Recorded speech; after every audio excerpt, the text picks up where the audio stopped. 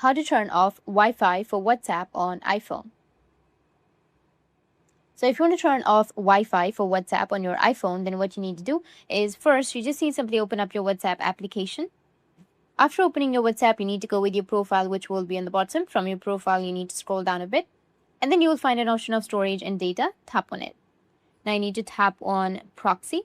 And from here, you need to tap on setup proxy. Now here where the trick comes in.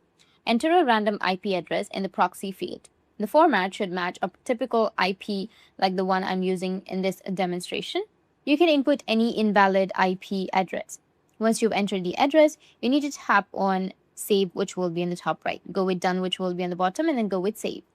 Once you tap on save, it will say connecting and toggle on the use proxy option. At this point, WhatsApp will try to connect to the internet through the proxy, but since the IP is incorrect, the connection will fail and you will see WhatsApp stop on connecting message. It no longer has internet access, even though your phone is still connected, and that's how you can turn off your Wi-Fi for WhatsApp on your iPhone. And if you have any questions, feel free to comment below. Thanks for watching.